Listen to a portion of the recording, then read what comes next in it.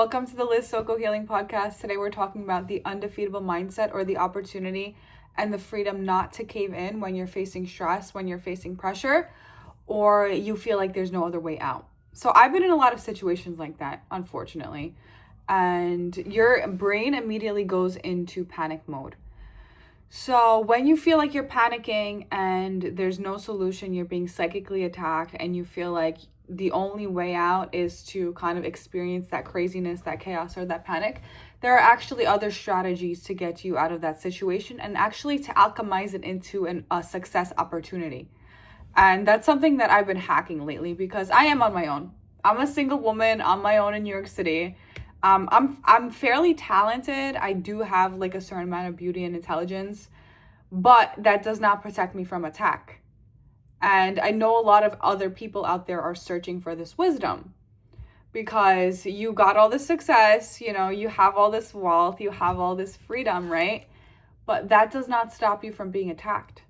And I know a lot of people who they do have the material abundance, but they're constantly in that state of attack.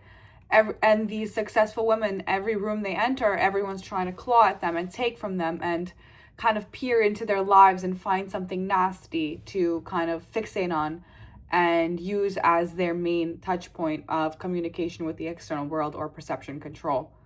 So what I figured out is that there's a way to take every single thing that every single person does to you throughout the day and turn it into an excellent brand. Not just an excellent brand, but also perfect mental health and a spiritually abundant lifestyle. And this is kind of what I've gathered. I honestly just wrote everything down on a clipboard because this is just how I work. So basically, it's called the undefeatable mindset. That's what I would call the way that I operate, an undefeatable mindset. And the first tip that I have is to welcome attacks, welcome fear, and welcome pain. And if you welcome those things, you're able to categorize your brain. You give your brain the opportunity to categorize them into necessary information that is then processed way, way, way, way faster. The faster you welcome information in, the faster your brain processes. So welcoming all of this information, psychic attacks are just information that is then decoded by your mind and body to create some type of imbalance. It can be hormonal, it can be a stress imbalance, it could be a physical illness. And I'm specifically talking about kind of witchcraft here too, because that's kind of my area of expertise. But the next step is to develop transmutation circuits. Transmutation circuits happen through the heart because your heart is your electromagnetic center, and that's where they attack you. So our first step is we let all this attack in. It's fear, it's pain, it's like you're caving, you don't know what's going on, right? So you're welcoming this fear in, right? First step usually is that your heart will say no. You're going to create this block, but they're going to try to find other ways in, and then you're going to start going crazy because you don't know what to do, right? So I just kind of like quietly assess. I sit there, I let it in, right? So the fear comes in. And then what I do is I actually neutralize the energy and I bind it to my business or to my beauty or to my health or to my service to others. With the amount of negativity in this world and the amount of stress, trauma, and pain that we're transmuting, unless we learn the skill of transmutation, we're not going to survive. This is the next step of evolution for the human species, I truly believe.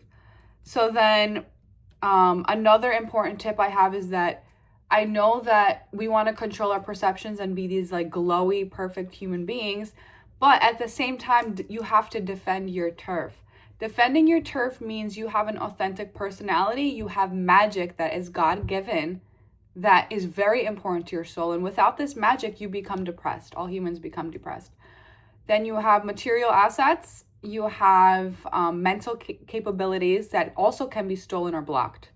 So a lot of people who go through creative blocks, there might be a competitor or there might be another force that is trying to block you from your success. So defending your turf, which is your creativity, your intelligence, your beauty, your assets, your health, your relationships. Relationships are a big thing that people are defending right now.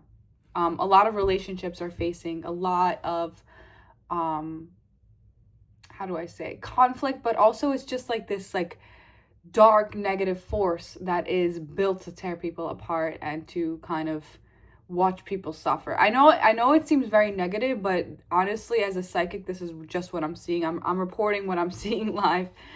And defending your turf is also, it's not necessarily about just justice. It's actually about survival. We're not talking about these high and lofty pursuits just yet, which, I'm going to get into it because that's what this brand is. But also, this is simply about survival. Like, you need to survive as a human being. You can't just, go and have this idea that, oh, if I'm homeless, somebody will take care of me or something. Like, that's actually a very scarce way to think. And it takes away all of your power, your agency, your accountability, your emotional strength. So understand that defending your turf does not mean you're immediately the abuser. That doesn't mean that you've now become this like white supremacist abuser type of person. Defending your turf is your right as a human being. And especially for women, don't let people make you think that you are rude or you are arrogant or you are not feminine because you're defending your business, your rights, your beauty, and your relationships and your health. That's your God-given right.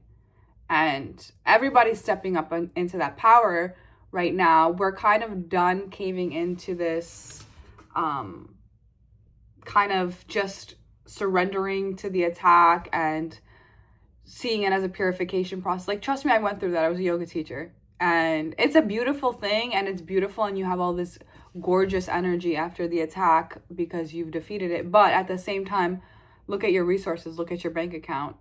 We also have to figure out how to alchemize that spiritual purification process into the system and use it to make gains. And that's what I've been working on. So that spiritual purification system, it happens systemically. It's not just an individual. It's not just a couple of individuals. These are systemic waves that society goes through, right? That the collective goes through. So if you can figure out how to take in all of that negativity and categorize it in a very smart way that ensures success, you're going to become very successful. And that's what I'm here to teach people. Because I've been in situations where truly I feel there was no way out. There was no way out besides my faith, besides my energy healing practices, and my brain's power. So another thing that a lot of people are kind of reconnecting to is your brain's power, right? So your brain is your best friend. Your brain is your ally in war. Your brain is also the access to God. It's your brain is your access to divinity also, and to God. It's not just a physiobiological anatomical structure. Like, this is a spiritual, metaphysical, electromagnetic structure that we're underutilizing. We're truly underutilizing it. So a lot of you have noticed the last 5 years we've been just scrolling, we've been consuming, we haven't been activating our intelligence, we haven't been activating these advanced systems of thinking. And we've become depressed because of that. We cannot live. I mean, I'm like such a nerd. I really can't live without my books and like my writing and like doing all of this like intellectual work. It gives me life, it gives me energy, and it gives me power.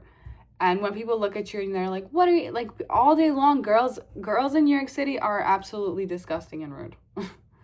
They look at me, they're like this, what is she doing? That's so weird.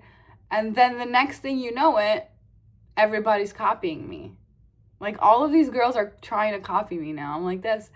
Where were you 5 years ago when you were bullying me at a party, right? So I had to go home and do my tobacco, do my cacao, do my journaling. Like, where were you then? Where you weren't copying me then. You weren't admiring my fashion or my social influence then. And now it's kind of like, it's just a bunch of girls kind of copying me. And I'm like, is this really what I work? This is like the personal side of the podcast, which is funnier. Where were these people before when I was suffering alone, writing all of this stuff, creating a book, creating a brand, creating a podcast, creating a blog, creating a social media platform that really enhances people's motivation to pursue brain power. And I'm like this, they have not evolved, but we have evolved. They have not evolved, a lot of them have gotten worse, in fact, but we're trying to evolve. So if you're in that category of people who are trying to evolve, there are a lot of free thinking. Honestly, a lot of these like big business players are free thinkers.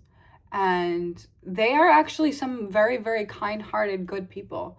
So that programming that all rich people are bad and the system is bad, get that out of your brain. Get that out of your brain. Otherwise, you're never going to experience abundance. You're never going to experience that peace and freedom that comes with understanding that there are other human beings on earth that have similar ideologies to you.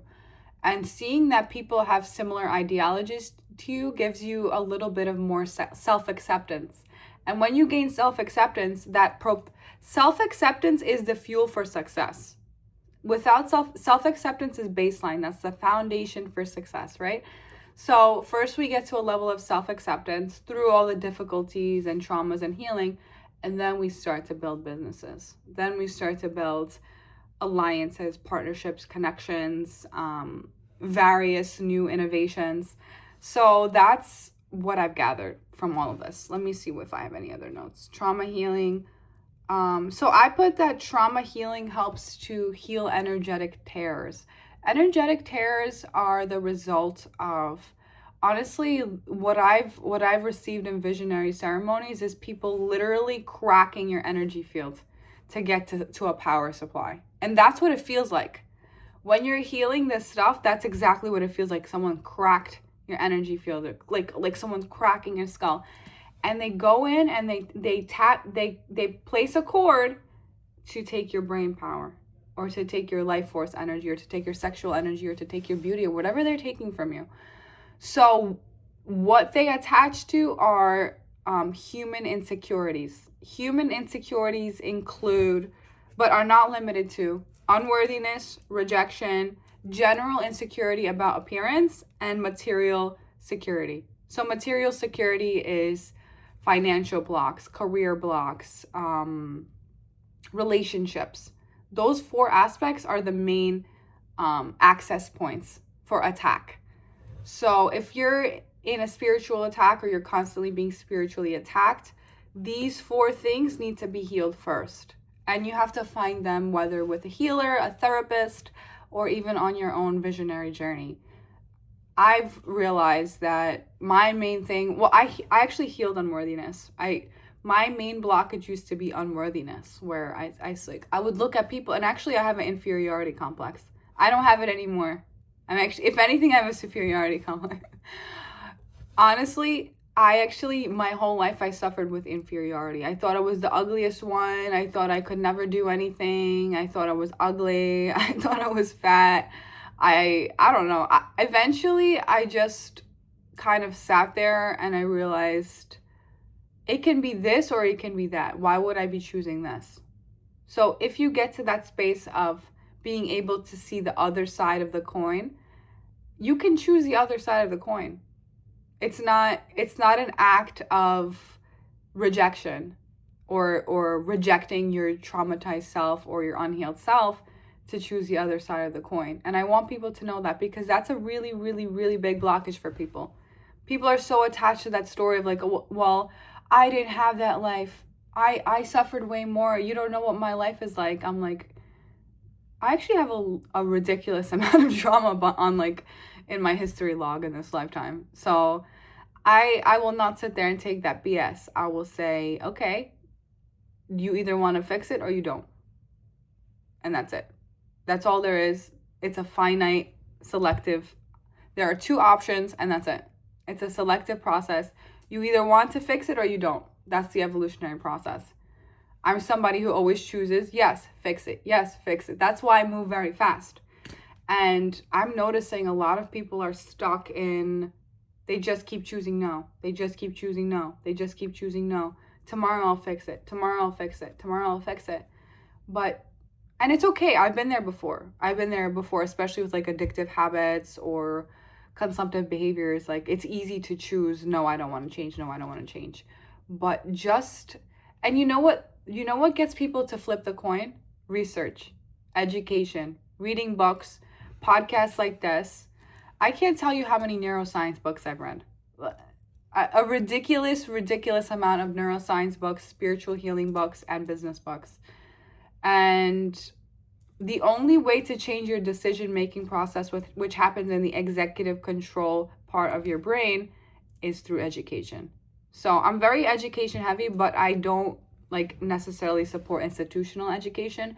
I support free education and writing and books and poetry and art, because I think that art really helps people to understand their own decision-making process. And when people can understand their own decision-making process, they can actually take back control of their decision-making and make better choices. So that's kind of the game that I'm in. And I think I do have a pretty good impact on my community. And it's not necessarily that I'm greeted with open arms, but I do leave with an open heart, which means that I'm not welcomed. My ideas are not welcomed and my love is not welcomed. But every time I leave that door, people get emotional because of the impact that I create through my own brain, through my own heart, through my electrical circuits. And if you are in that game of creating impact, emotional impact, corporate wellness is big, because I've been posting content about how I'm being bullied and how I was being bullied. And basically a lot of people responded, like 400 people commented or something. Similar situation, feel trapped, panic attacks, some people experiencing hair loss, infertility, mental breakdowns, like really serious stuff. This is not a joke. Corporate harvesting of energy and kind of basically using people to harness power at all costs without dignity for the human spirit to propel sales, to propel profit. And that's something that I'm adamantly against, because I've been in that position and honestly I've quit. I've had like a lot of good jobs, but the second I start to feel that harvesting energy, or that someone's taking deals against me, or I'm being set up to fail, I politely have that conversation. Thank you so much for the opportunity, but unfortunately there's a misalignment in ideologies. And people look at me, they're like, what is this girl? Catching them red-handed is the funniest thing that I've ever experienced in my life.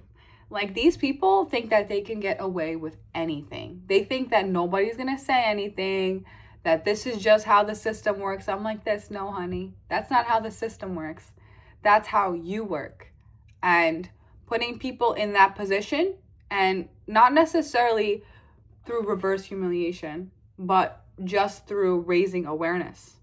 Just by raising collective awareness in a space and raising individual awareness of that person.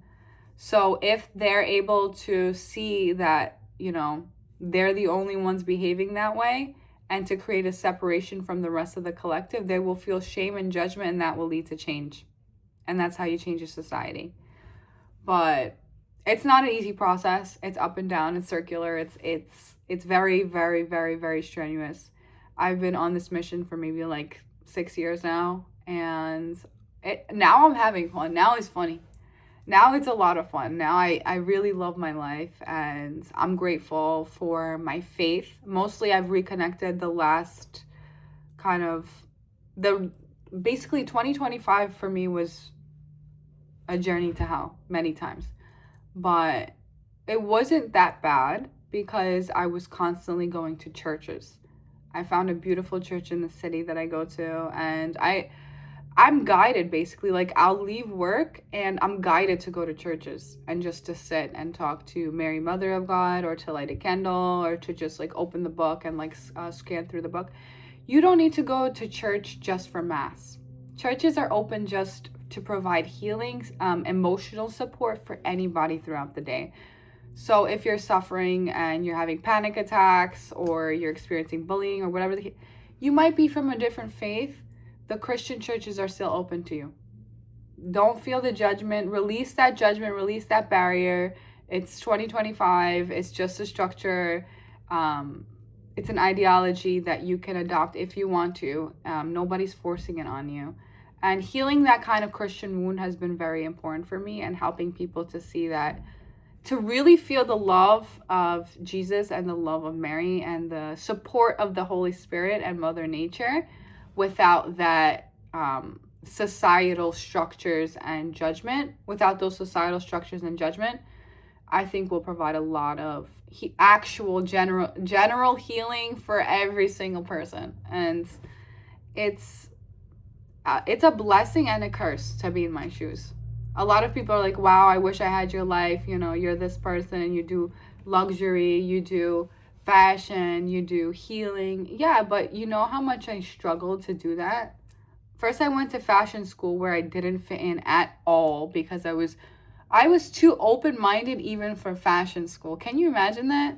So basically, I developed this like little alien lifestyle routine where I would go in the library, I would type existential essays, eat like Chipotle, then go to class, then I would take the train home where I would write all of my poetry and all like my vlogs and stuff and take my photos. So don't think that it came easily. I was the one girl in fashion school who didn't, easily sell my soul or just subvert to some ideology without thinking about it because there was fame, glory, money to it. I took my own path, and to be honest with you, I could not have lived any other different way.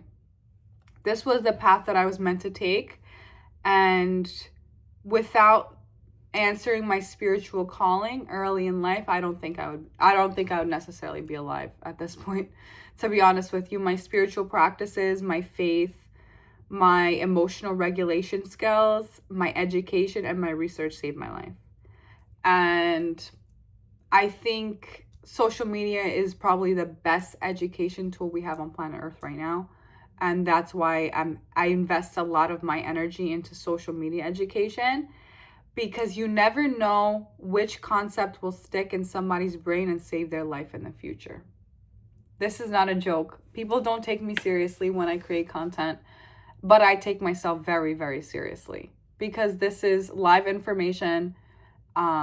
It's wisdom that I have accumulated, that all of these beautiful healers have accumulated. It's not just information or digital currency. This is life-changing information, and it's actual education. It's not just content. Content is a frame for a piece of information, right? Content is a general term or frame for a piece of information. But information can be all sorts of information. It can be mindless. It can be pornographic. It can be educational. It can be business. It can be anything. So don't look at the word, content creator, content. Look at information. And when you see everything as information, not only will you become a better content creator and create better information, but you will also respect the work of other creators, the work of other innovators, engineers, metaphysicists. So all of this stuff, quote unquote, is information. The way that we manage information is the way that we live our lives. My lifestyle is all about even material things like my bedding, my notebooks, my water. This is also information. And then, so I was actually reading a magazine on memories yesterday. And basically, memories are encoded in codes that are decoded, I believe, by the hippocampus and stored in different regions of the brain, right? So information is codes in the brain. All sensory information comes in through the brain and then is encoded into different parts of the brain depending on how we think or the necessity of that information, right? I think we're on a new frontier of the power of beliefs and how our brain actually encodes and decodes information. This is something that I'm personally working on. I don't see people necessarily talking about this. Essentially, we have agency and authority over how our brain processes information. This isn't a very, very novel idea and theory. We have agency and we have control. It is not an unconscious process. Because the way that we see our brain and the way that we understand our brain determines how we process information. So I started this podcast with saying my brain is my best friend, right? Because I have this belief, because I hold this belief, I process information in a very positive way that serves me, my life, and my business. But if you have a negative relationship with your brain or a negative view of the world, that perceptive filter controls how you actually encode and decode information, and it can lead to PTSD, reliving traumatic memories, and depression.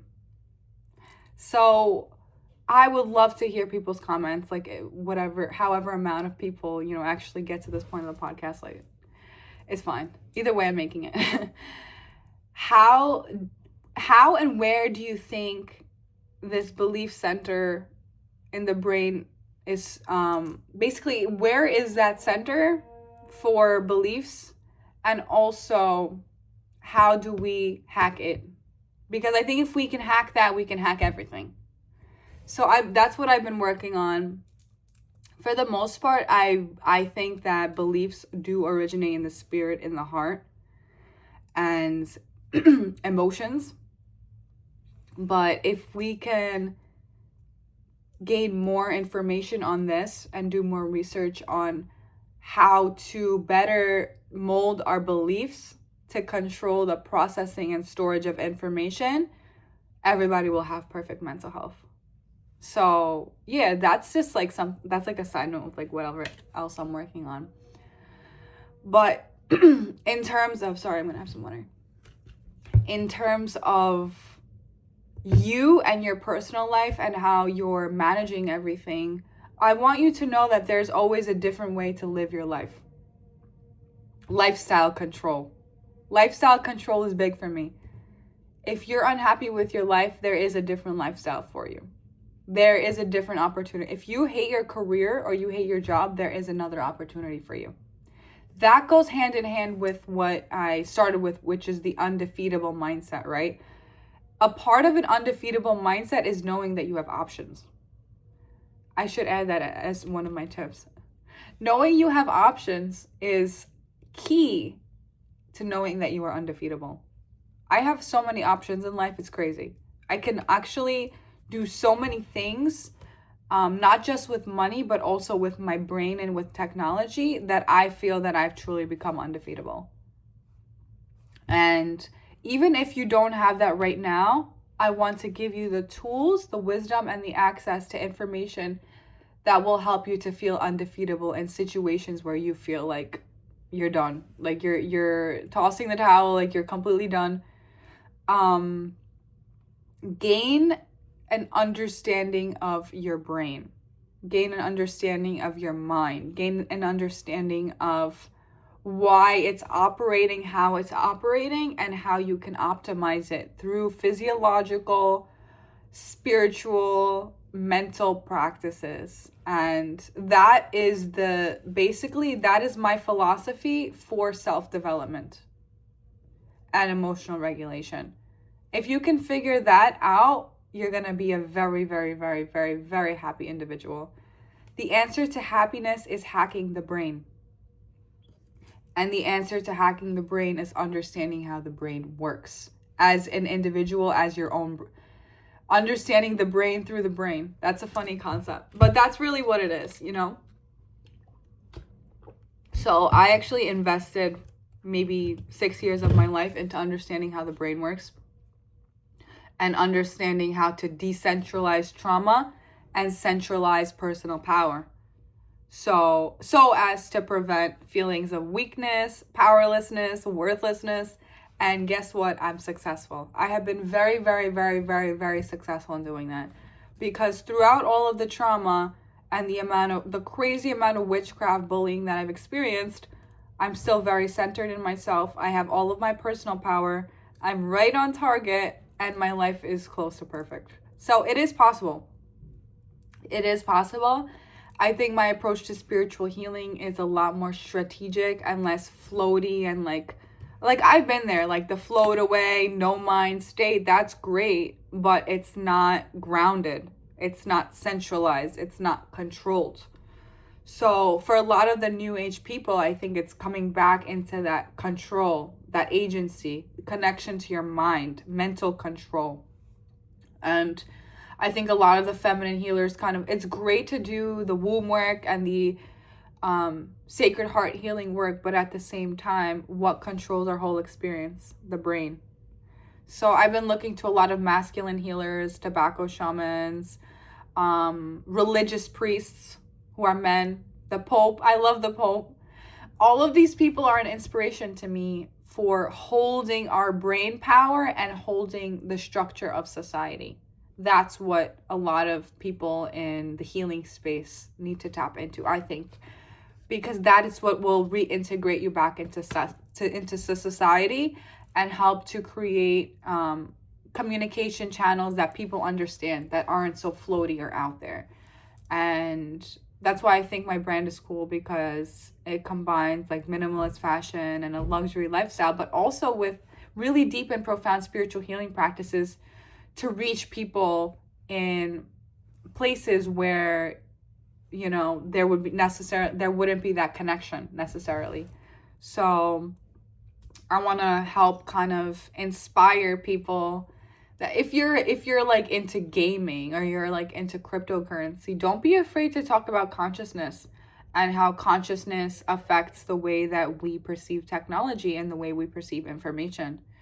Or if you're an artist, don't be afraid to talk about how your trauma healing or your emotional healing leads to great artwork that is scalable. That's how we integrate artists into the financial models of society. And I still haven't quite mastered that. Like I have a day-to-day job, and then I kind of do this on the side. But I have mastered the algorithm by myself, sitting here. The algorithm is the human mind. The algorithm is the way I explain that the human mind works. That's how the algorithm works. And if you can hack your brain, you can hack the algorithm. So I always had this idea that technology was a collective mind. And